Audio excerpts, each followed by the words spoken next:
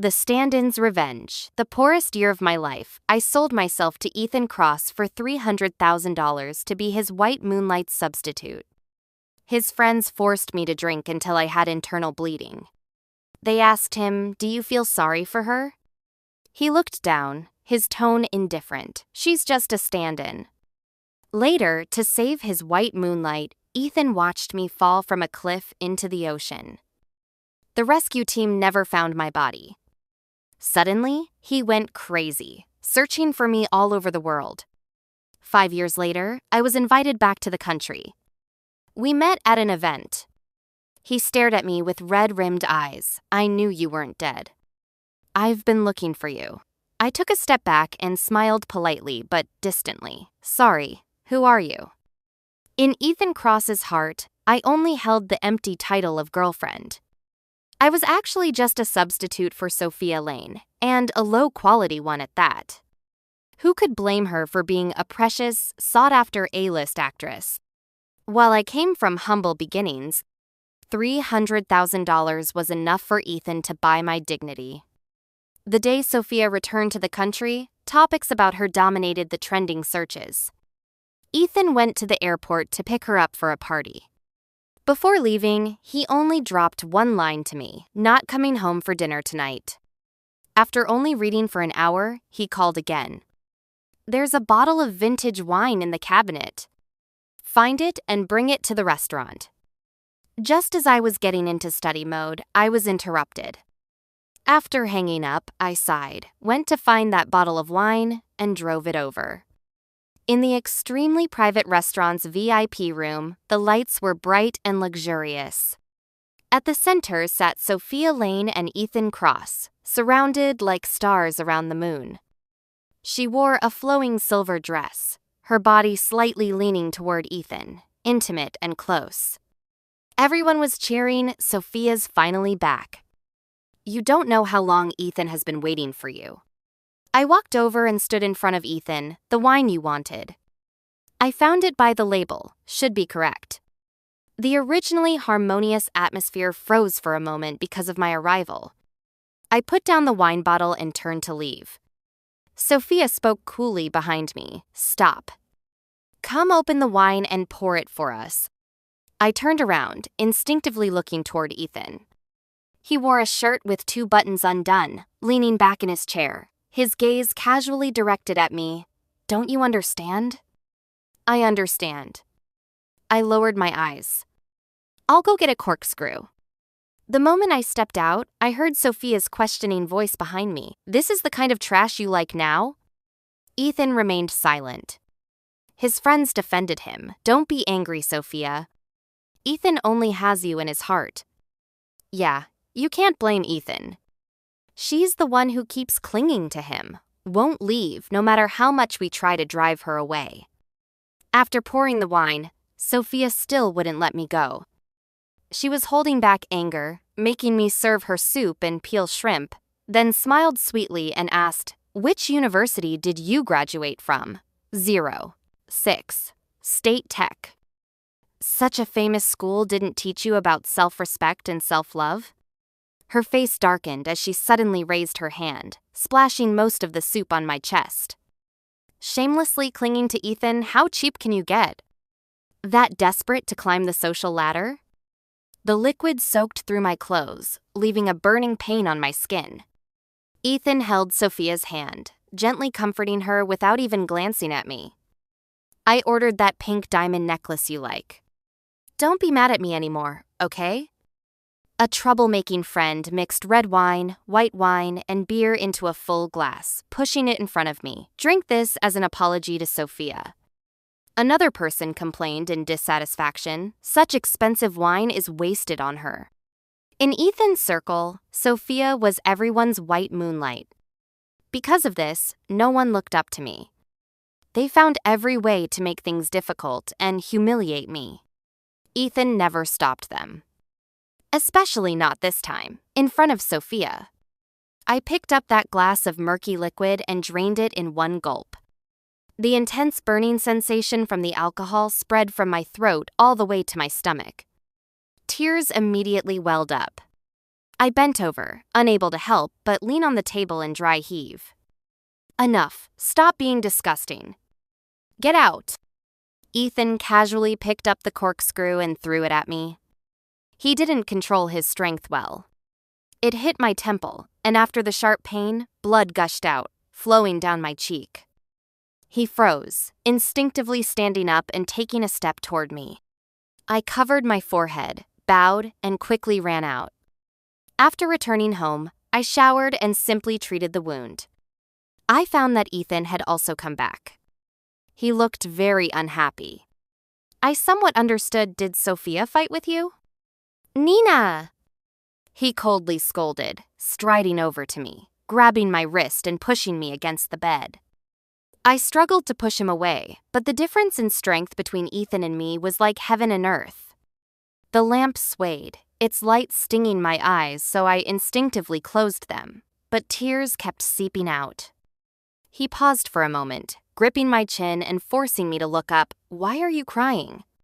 Feel wronged? Nina, didn't you say you liked me? That you'd accept any role as long as you could stay by my side? The kiss on my lips carried vicious force. Soon I tasted the sweet metallic taste of blood. Ethan commanded me, "Did you forget everything I taught you? Close your eyes." Your eyes are the least like hers. In his completely ungentle movements, the pain intensified.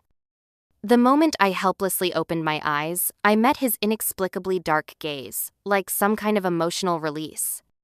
I suddenly understood. I had made Sophia unhappy, so Ethan was punishing me. I was swallowed by enormous shame, hazily thinking of things from the past. When we first met, I was a penniless poor student, and he was the lofty President Cross. In the bar where I worked, he got drunk, looked at my face, and got angry. Don't wear a face similar to hers and do such lowly work here. Later, my grandmother, who I depended on, got sick. I borrowed from every platform available but was still short $300,000. For that $300,000, I sold myself to Ethan Cross. I threw myself at him willingly. The price was that he wouldn't let me continue graduate school. A substitute should act like a substitute. His tone was flat as he decided my life in a few words. Didn't you say you liked me? At least for these 3 years, stay by my side and don't go anywhere. Sophia had left him to study abroad. Ethan wouldn't allow the same situation to happen twice. From that day on, my dream of scientific research truly became an unreachable dream. Grandma couldn't survive the post-surgery complications. After holding on for half a year, she still passed away. I was mentally confused, sitting in the cemetery all night. At midnight, it started drizzling. Suddenly, an umbrella appeared over my head. It was Ethan. He looked down at me from above, his tone rarely gentle. How long are you going to stay here? I'll keep you company. We were together for 3 years. I took care of him meticulously. In some moments of our time together, there was brief warmth. But I knew Ethan actually looked down on me. That time was also when he was meeting with a few old friends. I went to pick him up and was stopped by several people joking around. They looked me over and laughed. She really does look a bit like Sophia. Heard she's a top student from State Tech, even worked on patent projects. Really? Hey, how do you do projects? Top student, why don't you perform for us? I pinched my palm and looked at them. Scientific research is a very serious matter, not for joking around or performing. The man leading the mockery looked contemptuous. What are you pretending? Talking about scientific research when you're just trying to sell yourself for a good price? A bottle was pushed in front of me. Don't want to? Then drink. Finish this bottle and we'll let Ethan leave with you. Throughout it all, Ethan just leaned on the sofa, playing with his lighter, watching me. Perhaps because of the alcohol, the usually cold man's eyes were lazy as he looked over, lips slightly curved. Drink it. Let everyone see your alcohol tolerance. I was silent for 2 seconds, then asked him, if Sophia were standing here today, would you also make her drink? That day, Ethan got very angry. He snatched the glass and smashed it directly on me. What are you to compare yourself to her? She's not as cheap as you, wouldn't sell herself for $300,000. I blinked hard to stop my stinging eyes and picked up the glass that had rolled to the ground. Fine, I'll drink. Poor people's lives aren't worth much, let alone their dignity. I really had taken $300,000 from him. This was what I deserved. Before Sophia went abroad, she was already a popular A-list actress. This time, she returned with even more credentials and countless script offers. She called, saying she just returned and needed a good assistant. I think that Nina by your side is pretty good. Seems like she knows how to serve people. Ethan was silent for 2 seconds. She laughed lightly. What? Can't bear to part with her? No. Ethan said flatly, since you need her, I'll have her go to you. I followed Sophia into the film crew. During a break, the second female lead, Emma, came over to chat. Sister Sophia, your assistant looks quite similar to you. Just, the eyes aren't quite the same. She has a tear mole that actually makes her look more charming than you. Emma was originally cast as the female lead of this drama, but unfortunately, when Sophia returned, she took the role away. She was unhappy about it. Saying this deliberately was to irritate Sophia. Sure enough, Sophia's expression changed, and the disgust in her eyes as she looked at me was almost undisguised. After wrapping that afternoon, she said her ring was missing. It was still there when we filmed the lake scene. Must have fallen in the water. Her gaze wandered and finally landed on me. Nina, go look for it in the lake. The artificial lake wasn't deep, barely reaching my waist. I soaked in there, bending down to feel through the mud at the bottom bit by bit. The sunset in the sky was red as blood. As night fell, the light dimmed inch by inch. Knowing it was Sophia deliberately making things difficult, everyone on the shore watched silently. No one would stand up for an unknown little assistant. My fingers turned white and wrinkled from the cold lake water.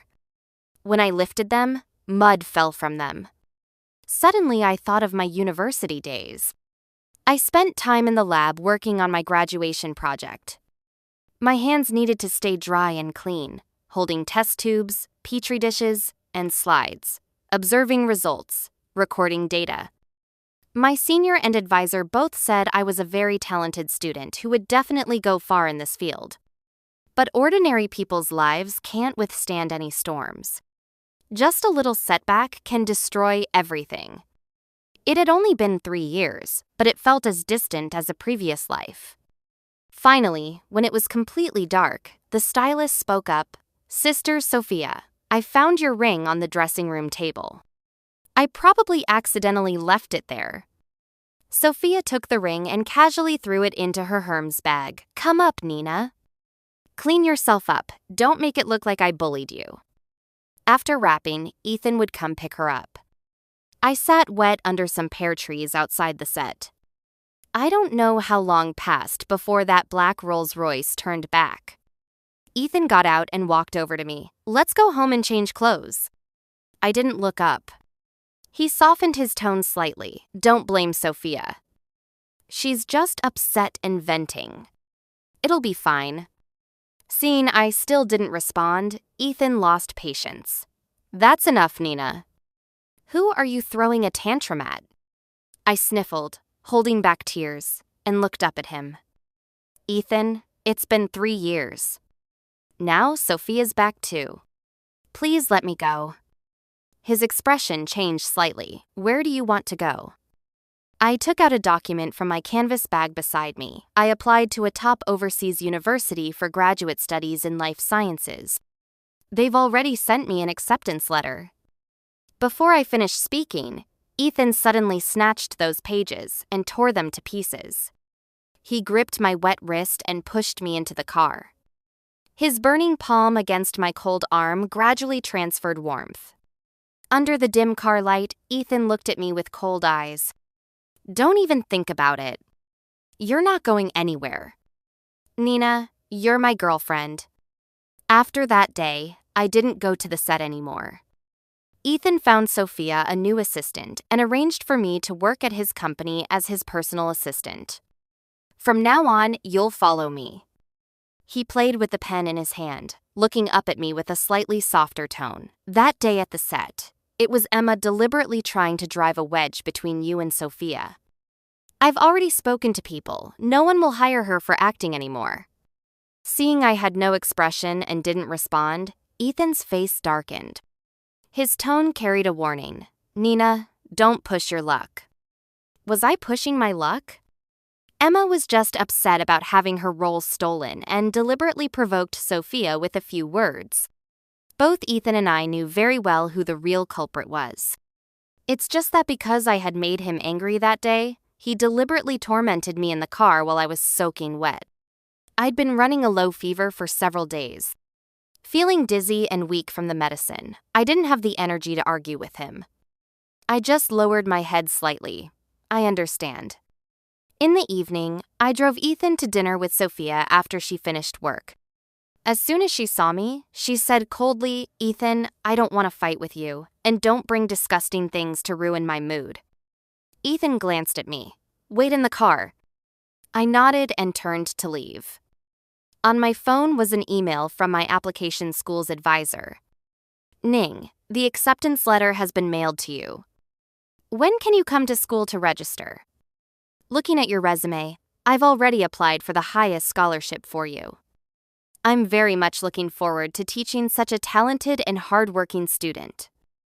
I cupped my hands in the air, as if this way I could catch those pieces of the acceptance letter that Ethan had torn up and thrown away. That night, Ethan didn't come home. He sent me a message. I'm taking Sophia home. Don't wait up for me. Staying the night there? He was blunt. Nina, that's not something you have the right to ask about. I drove to the suburban cemetery. Grandma was buried there. It had been over 2 years. The photo embedded in the tombstone was taken during her final days. At that time, she was seriously ill. The money saved by scrimping and saving over the years, plus what I'd shamefully borrowed from teachers and classmates. Altogether, it was still $300,000 short. To Ethan, that was no more than what he and his friends spent on drinks in one night. A single bag he'd give a female companion. But to me, it was an insurmountable chasm. After the surgery, Grandma gripped my hand and repeatedly instructed me we couldn't take this money lightly just because it wasn't much to Ethan. So for these 3 years, I obeyed Ethan completely, agreeing to even the most unreasonable demands. But do I have to spend the rest of my life, my ideals and pursuits, continuing to waste away here? The cemetery was empty, only the sound of wind and insects. Grandma on the tombstone just silently looked at me. She would never answer me again. That afternoon, someone familiar suddenly came to find me. It was Emma. No longer the proud woman who had confronted Sophia on set, she looked disheveled all over. She sat in the corner of a coffee shop and asked me, Sophia treated you like that. You must be very angry, right? I know you worked hard to latch onto Ethan, but she ruined everything as soon as she came back. I had someone photograph her spending the night with Ethan. As long as it's exposed and you come forward to say you're the real girlfriend, she'll be ruined. The pure white jasmine flower is actually a homewrecker, haha. I finished a whole glass of lemon water, shook my head, and refused her. But I underestimated Emma's madness. Her most prized acting career had been easily destroyed by Ethan, and she'd lost her rationality. That night, intimate photos of Sophia and Ethan hit the trending searches. The so-called insider revealed Ethan has a girlfriend. They've been together for years. I've seen them eat together, and it's definitely not Sophia. To prove her words, she even posted a photo. Because it was secretly taken, the quality was somewhat blurry, but you could still see the woman in the photo had short hair, a thin figure, and a tear mole at the corner of her eye. She was looking up with bright eyes at the man across from her. Looking at the photo, I was somewhat stunned. This was from 2 years ago, shortly after Grandma had just passed away. I'd been in a bad mood. Ethan took me to a newly opened niche restaurant. They served dishes from my hometown, using seasonings identical to Grandma's decades of habits. I took a bite and knew he'd brought me there on purpose, so I looked up and thanked him seriously. "Thank you, Mr. Cross." He smiled. "Nina, is that how you address your boyfriend?" He wanted me to call him Ethan. I couldn't get used to that intimacy, so I could only call him by his full name. Later, I learned that was how Sophia had addressed him since childhood. "Nina." I came back to myself and saw Ethan entering with a dark face, striding over to me. He slapped me and grabbed my collar, pushing me against the table edge. A photo was forcefully thrown in front of me. It showed me and Emma sitting in the coffee shop's dimly lit corner. His voice was ice cold. "What else are you not satisfied with? If it weren't for this face being somewhat similar to Sophia's, when your grandmother was lying in the hospital, you wouldn't even have had the qualification to sell yourself to me for money. Now look, you're conspiring with others to frame Sophia. How can there be such a vicious woman like you?"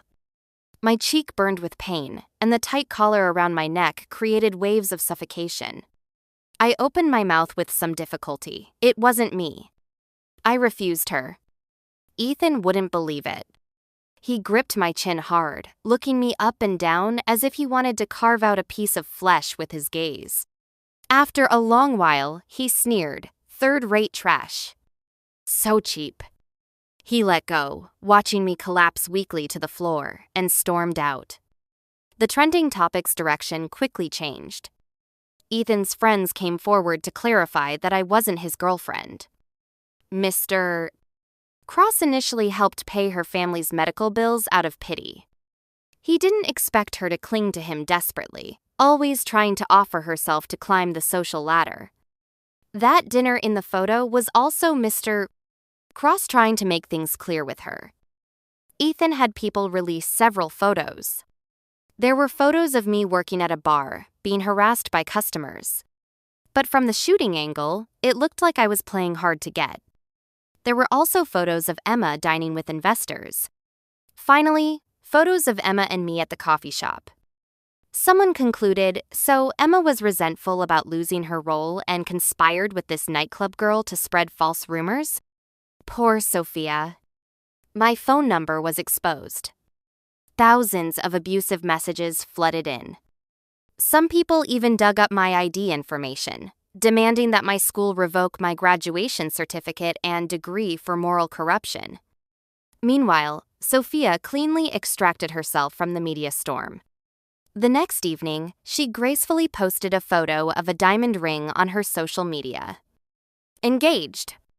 In the comments, countless people sent congratulations. The cyberbullying against me intensified. For several consecutive days, I didn't dare turn on my phone. Ethan never came back. My stomach problem flared up again. I planned to go to the hospital for medicine. Instead, I was forced into a white van. In an abandoned factory by the sea, I saw Sophia, who had also been kidnapped. Her expensive dress was stained with dust, torn and tattered. Her carefully styled, satin-like hair was messy as withered grass. She looked at me with hateful eyes and cursed, "It's you again." I pressed my lips together. I should be saying that. "What right do you have to talk to me like that? You trashy gold digger." Sophia screamed, "Ethan doesn't love you at all. If you didn't look like me, you wouldn't even qualify to stay by his side as a substitute." She'd lost her composure. The forever high and mighty actress, brought here by the most violent means, confined in a dust-covered factory. She couldn't even get a clean drink of water. She cursed, threatened, and tried to bribe, but only got punches and kicks from the kidnappers.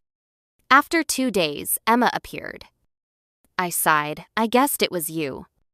She smiled sweetly at me. "You see, you considered Ethan's feelings, but he doesn't consider your situation. Now you and Sophia are both here. If he could only save one person, I'm very curious who he'd choose. Actually, this question's answer didn't need verification. So when police sirens sounded from far to near and Emma and her hired men hastily pushed me to the cliff edge, I just calmly glanced at Ethan. He didn't even look at me, only towards Sophia. Sophia, don't be afraid. Sophia, who was always arrogant, shed tears. She sobbed, calling Ethan's name over and over. Save me, Ethan. I looked at the white waves churning below the cliff and said nothing. Emma asked me, not going to struggle? No, I said softly. I'm a bit tired. They seemed to say something else, nothing more than negotiating conditions. My stomach hurt more and more. Cold sweat broke out on my forehead and back. Finally, I heard Ethan's voice. He called me Nina. I'll save you too. Look at me. Look up and look at me. I didn't look up, only heard Emma sneer. It's not that simple. Ethan, I worked hard for so many years, finally got to this point, and you ruined it all. You have to pay the price. Suddenly, a force came from behind. My body felt light, then came the weightless sensation of falling. The white waves in front of me got closer and closer. Sophia's scream gradually became inaudible. I belatedly realized she had pushed both Sophia and me down. Before being swallowed by the seawater, I heard Ethan call my name one last time. It was a voice I'd never heard before, filled with enormous panic and despair. Nina! The third day after Nina fell into the sea. My secretary called, saying the rescue team still hadn't found her. The optimal rescue time had passed. Things looked dire. Miss Lane has come from the hospital and is waiting outside. Would you like to see her? She looked at Ethan hesitantly. He stood by the floor-to-ceiling window, looking at the darkening sky outside. After a while, he said, "No, tell her to go home and rest." As he finished speaking, Sophia pushed the door open and entered, looking at him coldly. What does this mean? Are you going to blame Nina's death on me? She had scrapes on her cheekbones and a long cut on her arm, still bandaged. But compared to Nina, whose life and death were unknown, these injuries weren't serious. Ethan avoided her gaze, his tone flat. No, you should go rest. Sophia didn't leave. She stood there, looking at him with red-rimmed eyes. You regret it, don't you? Regret what? Regret getting engaged to me. Regret that the person you grabbed that day wasn't her. Ethan pressed his lips together and said nothing. Sophia immediately understood Ethan Cross. Get this straight, she's just a cheap substitute who sold herself for money. She carried her Hermes bag wearing a pink diamond ring, her outfit worth over $1 million. Inexplicably, Ethan thought of the first time he saw Nina. In the dimly lit bar, amidst the confusion of neon lights, she wore a washed-out shirt with very short hair. A customer deliberately flirted, stuffing a tip down her collar. She calmly took it out, carefully put it in her pocket, and thanked him. Those eyes seemed to have flames burning in them. Including later. She came to him willingly for $300,000, throwing herself at him. When he heard gossip about Sophia and got angry, he deliberately tormented her during intimate moments. In many moments of bending her spine, the flames in her eyes might have dimmed briefly, but they never went out. Ethan admitted he looked down on Nina at first. His life and hers were as distant as two different worlds. The first chaotic night, he almost held her down while venting his emotions. Nina didn't make a sound, enduring it all. Only under that dim, swaying lamplight did she lower her eyes, her eyelashes trembling violently, as if bearing great pain. The next morning, she asked him for money. Consider it a loan. Ethan felt even more contemptuous. At least among the women he'd been with before, none had revealed their purpose so eagerly. Even so, he still asked, how much? $300,000. After saying it, she paused and added somewhat awkwardly, "If you could spare a few thousand more as backup, that would be good too." His pen stopped on the check. Suddenly, it felt absurd. The breakup fee he'd casually given his last girlfriend was more than 10 times what Nina was asking for. Actually, he should have realized then that she was different from those people. Getting close to him wasn't because of vanity. It was because she was desperate. Later, Ethan discovered many wounds on Nina's body, scars deep and shallow. She didn't care much, saying when she was young going to school, she had to walk mountain paths. Sometimes when it rained, she'd fall and leave scars. Later, Ethan thought countless times that the brief, sharp pain in his heart at that moment should have been the beginning of his attraction. He just forcibly ignored it. He'd liked Sophia for so many years. She was like a flower, forever carefully protected, untainted by any dust. Her pride and arrogance were natural. And Nina. She was like clear lake water. She always silently followed him, taking all the deliberate difficulties from him and his friends. The more they looked down on her, the more those bright eyes reflected their baseness and inadequacy. Sometimes Ethan felt restless and anxious, because he felt he'd never truly had her. She only stayed by his side because of money, because of the gratitude brought by that ridiculous $300,000. He knew she secretly read books when he wasn't looking, as if always preparing to leave him. The eager, passionate gaze she had when reading, he'd never received even a second of it. He just wanted Nina's eyes to hold him, even if it was dislike or hatred. So one wrong step led to another. On the 10th day after Nina fell from the cliff, everyone said she couldn't possibly survive. Friends advised him, forget it. Things are as they are. Don't fight with Sophia over a dead person. Besides, didn't you say she was just a substitute? Ethan looked up. His eyes were bloodshot. Sophia was crying beside him. She questioned him. The news about Emma's imprisonment has been released. If you announce the engagement's cancellation now, aren't you telling everyone you were acting with me? Ethan, don't you consider my career at all? At this moment, she still called him Ethan. With a gentle, mournful tone, her eyes full of pitiable expression. Ethan suddenly realized that Nina had never called him so intimately. At first, she called him Mr. Cross, and later, under his orders, she only went one step further, calling him by his full name. Polite and extremely distant.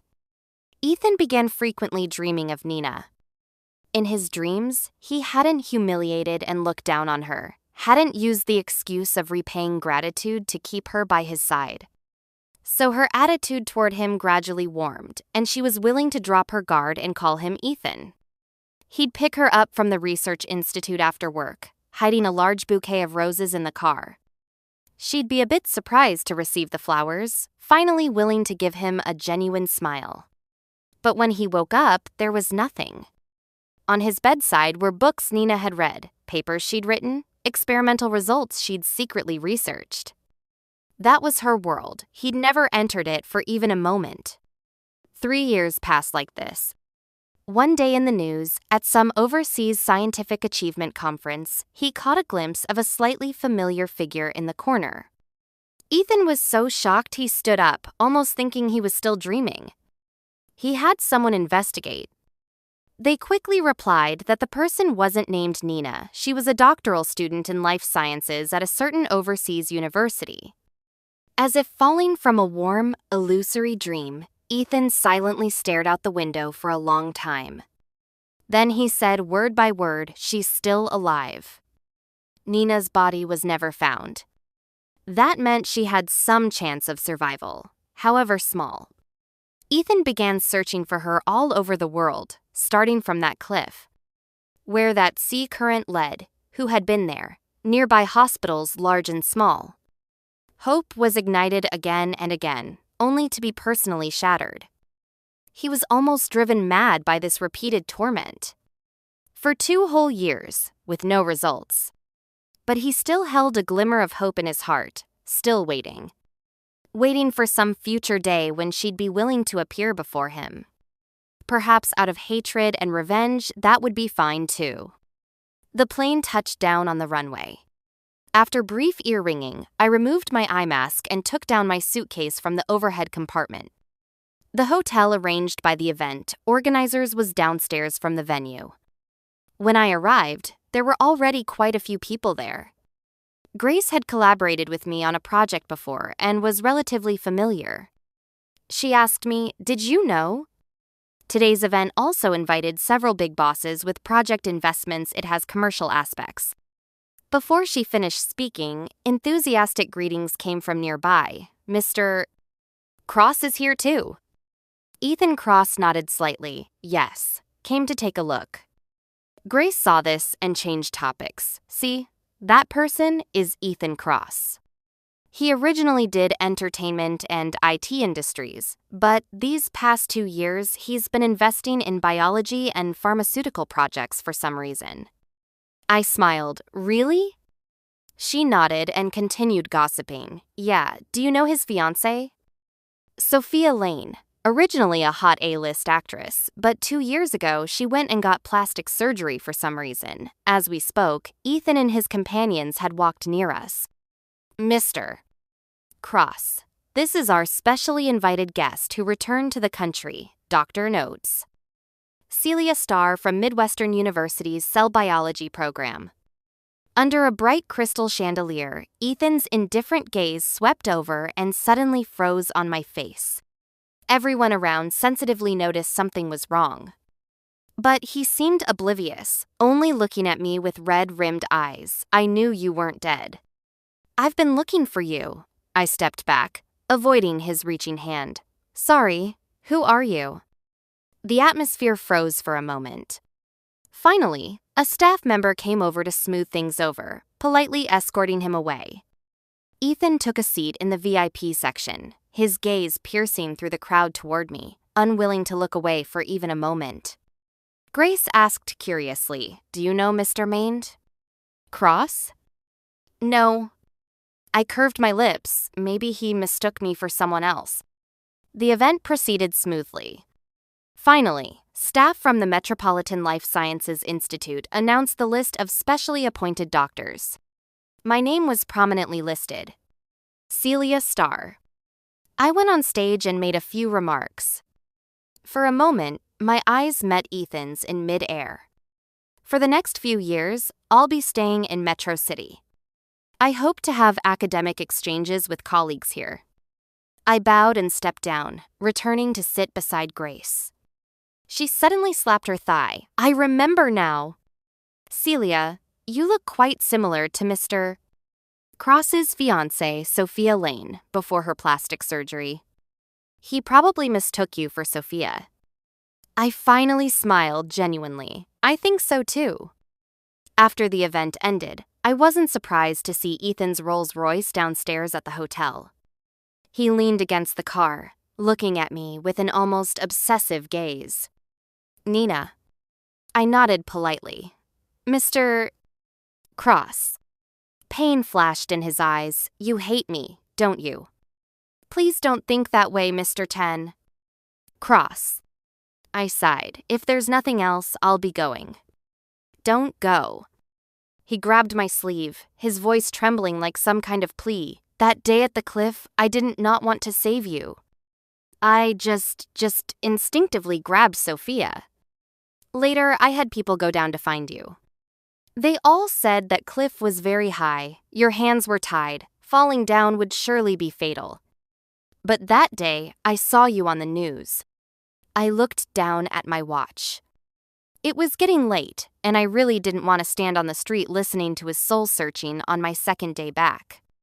So I smiled politely and interrupted. "Sorry, I have something to do. I'll be going now." He asked, "Where are you going?" Just then, a bright orange Porsche stopped nearby. The driver got out and opened the door. "Ms. Reed has reserved a restaurant and asked me to pick you up." Ethan beside me turned deathly pale.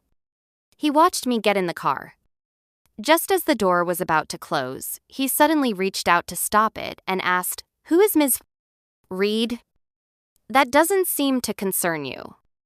I tugged at my lips, my gaze falling on the Rolls-Royce behind him.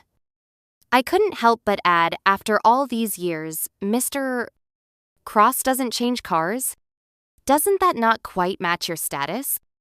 The car drove far away, and I could still see in the rearview mirror that he stood silently in place, watching me. At the Sky Garden restaurant in the city center, Vivian Reed was waiting for me. She leaned back in her wheelchair, lazily looking at me. Saw Ethan Cross? I simply recounted what happened, then self-reflected. That last comment was a bit harsh. Harsh, what? I think it wasn't aggressive enough. She flipped through the menu, casually ordered 2 dishes, then handed it to me. Next time you see him, remember to return those words exactly. Ethan Cross, you're just third-rate trash. Stop being cheap. I leaned on the table. You really hate him. Of course I hate him.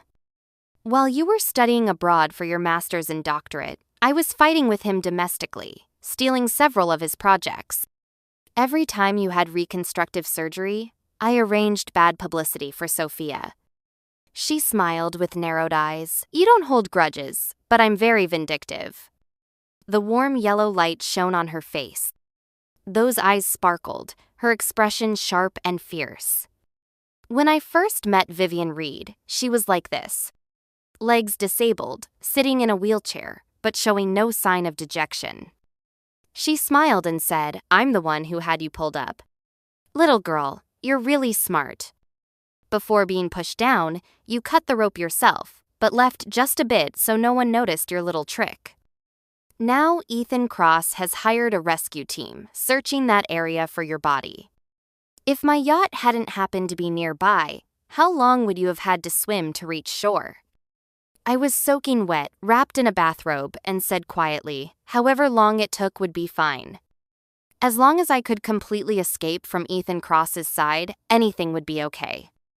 She swirled her wine glass, slowly finishing a whole glass of red wine, then asked me, "I'll help you, okay?" I emailed my advisor saying I'd lost my acceptance letter. He said it was fine, as long as I showed up to register. Vivian helped me change my name, get a new ID, then sent me to the hospital. On my wrist were small wounds from cutting the rope with a knife, plus a fractured arm from hitting rocks when I fell, and my cheek was scraped against the reef, almost to the bone. I had several surgeries before it was finally repaired. Each healing period was long and painful. When I first returned to campus, I couldn't adapt to that life. The 3 years with Ethan Cross, he and his friends had trampled my dignity and ideals underfoot, crushed them, mocked them at will. They didn't even consider me an equal person. I constantly had nightmares, dreaming of Ethan seeing Sophia's gossip news and darkly throwing things at my face, holding me down among the scattered mess, mercilessly venting his anger. Dreaming of his friends forcing me to drink until I vomited everywhere, stomach acid mixed with blood. He just looked at me coldly and said, "Useless." That wasn't the life I wanted. Never would be. I threw all my energy into academic research, spending holidays and weekends in labs and libraries. So much so that my advisor often sighed during group meetings, saying he'd never seen a more hardworking student. But in this busyness and exhaustion, my long drifting heart finally settled. 2 years ago, I knew Ethan was looking for me. Many times his investigative leads were cut off by Vivian. She told me, "You study well, pursue your ideals and career. I'll handle the rest." I once asked her why. Vivian was silent for a long time, then asked me, "Do you know how my legs got broken?" She was 10 years older than me. When young, she also had ideals to pursue. Her parents gave the family property to her brother to inherit, but when the company faced crisis, they forced her into an arranged marriage. Finally, she said lightly, "Since they're a bunch of waste who need me to sacrifice myself to save the company, then the family business should be handed over to me to manage." Her legs were broken when her furious brother pushed her down the stairs. That night, we sat facing each other on the balcony. She covered my hand and sighed softly. If only I'd met you earlier. Then you wouldn't have had to waste 3 precious years of your life on him for a mere 300,000. This time, returning home, I carried patent projects with me. The institute hired me with an annual salary of 900,000. That was a number the young, desperate Nina could never have dared imagine. 5 years later, I calmly accepted this offer, signed the contract, then bought wine to celebrate with Vivian. She drank wine, I drank milk. My recurring stomach problems made me quit alcohol completely. I held my milk glass and thanked her. She said, "Nothing to thank me for. I just saw my younger self in you." After dinner, I said goodbye to Vivian. She half-jokingly pointed at the Porsche, "I'll give you a car for convenient commuting, really don't want it?" I laughed. The institute arranged a single apartment right across from the building. "What do I need a car for?" She pursed her lips. "Fine, call me if you need anything." I'd only been at the institute for 2 days when Ethan came again.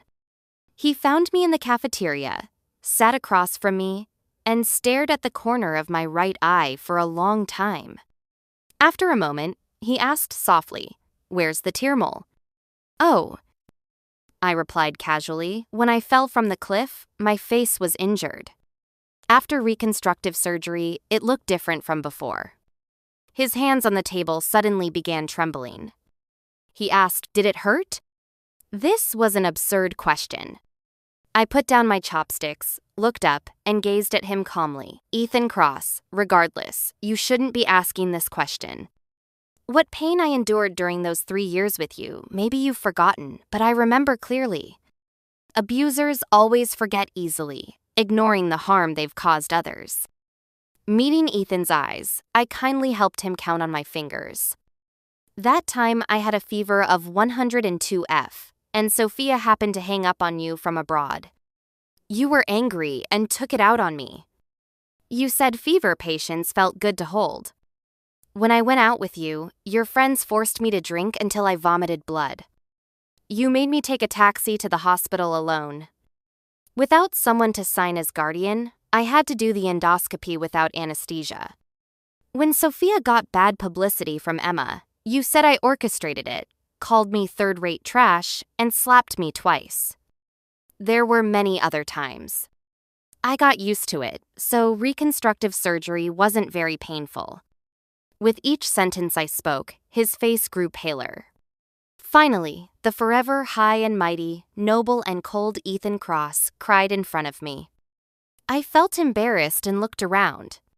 Fortunately, there weren't many people in the cafeteria, and we sat in a corner where no one could see. "I'm sorry, Nina. Back then, I didn't see my heart clearly." He spoke with difficulty. "Emma and those kidnappers have been sentenced. My engagement with Sophia will be dissolved too. I know she made things difficult for you on set." I smiled mockingly. Were Emma or Sophia really the culprits? "Actually, you know very well, Ethan Cross. The distance between domestic and abroad isn't an insurmountable chasm. With your wealth, going abroad or even moving there to live with her for a few years would be easy to achieve. If you really loved Sophia deeply, there were 10,000 ways to be with her, instead of finding female companions and substitutes. You didn't love her that much, and you couldn't stand loneliness, so you always needed someone by your side. But you thought too highly of yourself, looked down on these women who stayed with you, so you had to humiliate them in every way to achieve psychological satisfaction." He stared at me dumbly, speechless. Finally, he could only say with red eyes, "But Nina, I truly love you now. I know I did many things wrong to you. Give me a chance. I'll love you wholeheartedly, compensate you." I sighed, feeling he was hopeless. "You already have so much, yet you still waste it on fruitless love and hate. Don't you understand? I never liked you, never had feelings for you. I willingly stayed by your side because you did help me with money. But after being caught in the crossfire and falling from that cliff, I consider it all paid back. I stood up with my tray. Ethan suddenly grabbed my hand. He said incoherently, "What else do you need?" "Just give me a chance. Research funding, project investment, even I'll build you a separate lab. You can be independent, not constrained by anyone." "Okay." Completely stubborn. "Stop being cheap, Ethan Cross." I completely lost patience and jerked my hand away. Soup from the tray spilled out, splashing on his expensive suit. I pressed my lips together and looked at him coldly. "How much for dry cleaning?" "0. 6. Have your assistant bring the receipt to the institute. I'll compensate you." He was disheveled like a stray dog, the light in his eyes completely dimmed. No room for mercy. A few days after Ethan left, Sophia found me. She glared at me with near hatred. "I thought you were long dead." These years, he repeatedly tried to break our engagement, but I refused every time. So he punished me when drunk. He'd call your name over and over, saying the person he truly loved was you. "Nina, how do you deserve to make me your substitute?" I looked at her surgically altered face, the undisguisable fatigue between her brows, her cornered desperation. Inexplicably, I thought of when she first returned years ago. High and mighty, the center of attention, making me pour wine and serve soup for her. With just a casual word, I had to soak in the cold artificial lake looking for her non-existent ring. After all the twists and turns, she'd also been tormented into this state.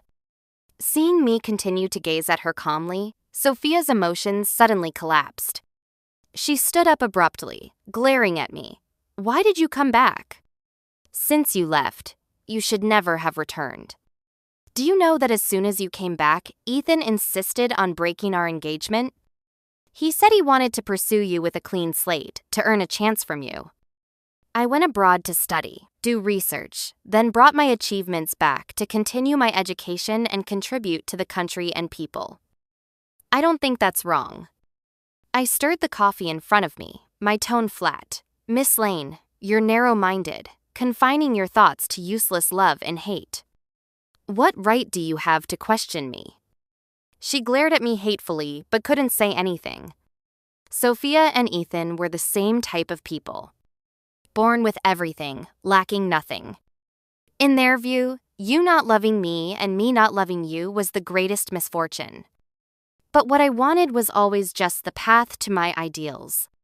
I ignored Sophia, paid for the coffee, and left. Unexpectedly, that evening, I saw myself trending on social media. Like Emma years ago, her most skilled weapon was public opinion attacks.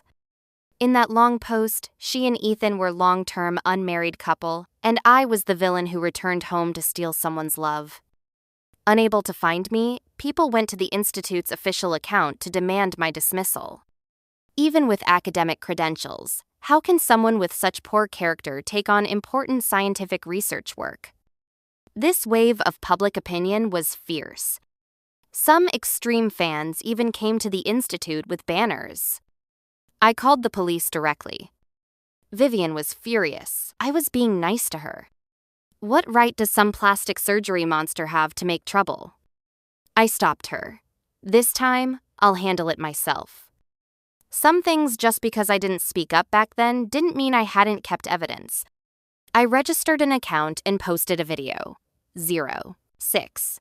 Back on set, when Sophia and Emma had their conflict, she was upset and forced me into the water to find her ring. Actually, there was another nameless little assistant who was also bullied. She recorded this scene and secretly sent me the video. She said, "If she bullies you again, expose it." These people are like this. Fans hold them too high. They don't see us as human. 5 years ago, I didn't expose it. Because I knew clearly that the problem was never Sophia, it was Ethan Cross. But this time, she provoked me first. After the video was released, public opinion was in an uproar. The recording was complete and clear. Soon, Ethan also came forward, admitting that when he was with Sophia, he did maintain a romantic relationship with me. In other words, Sophia was the mistress who succeeded, and now she was trying to turn the tables. Her reputation plummeted, and all her acting contracts and endorsements were terminated. As for Ethan's company, stock prices crashed. He didn't care, calling me in the middle of the night, "Nina, how else do you want to vent?" Or, "Return everything I did to you back then, would that be okay?" I laughed lightly. "Forget it. Contact with you now makes me feel dirty." He seemed completely unbothered by my mockery. The next day at the institute, my supervisor told me that my LED biological project had double the funding, sourced from Ethan's private sponsorship. I was about to refuse when he winked at me.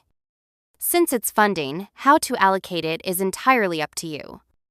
Besides, this is Mr. Cross's support for our research projects. It has nothing to do with personal feelings." Old fox. I smiled and accepted his suggestion. Ethan started coming every day, waiting outside the institute, not caring when I ignored him. That afternoon, he even brought his former friends. Several well-dressed men stood at the entrance, bowing to me and apologizing. I'd been in a bad mood because of experimental data errors these past few days. The curious stares from passing colleagues and pedestrians made me feel embarrassed. I finally couldn't suppress my anger. "Ethan Cross, are you sick?" He looked at me sadly. "Nina, I just want to apologize for past behavior." "Unnecessary." I looked at him expressionlessly. "I have my own life and work now. Just don't disturb me anymore. Also, control Sophia. You two solve your relationship problems yourselves." Ethan didn't truly like me. It was just that I fell into the sea in front of him but survived. That became his obsession, as if getting me would prove something. Just like Sophia years ago. My gaze swept over him and his friends, and I suddenly said, "Do you remember? When I went to the bar to pick you up, your friends stopped me from leaving, insisting I demonstrate my research project. Professor Chen told me about the project I'm currently researching. You donated funding for it, 06. So, welcome to bring your friends to visit the lab and see how I record data and advance project progress." 8 years later, I finally returned their mockery openly and justly. Ethan looked at me in pain, his eyelashes trembling, almost unable to speak. At dusk, the light in the sky gradually dimmed. Autumn wind blew fallen leaves spinning between us. Ethan and I stood face to face, no longer in the humble, pleading posture of before. He took a deep breath and asked with difficulty, "If from the beginning when we first met, I had treated you as an equal with respect, if you needed money, and I lent it to you without stopping you from continuing graduate school, would you have possibly liked me?" I answered without hesitation. "I would have been very grateful to you, would have repaid the money as soon as possible, and helped you within my capabilities in the future. As for liking or not liking, that was never in my life options." I didn't see Ethan Cross for a long time after that. The next time I heard about him was actually in the news. Sophia's life had become very difficult. Her family pressured her, demanding Ethan marry her. Ethan refused no matter what.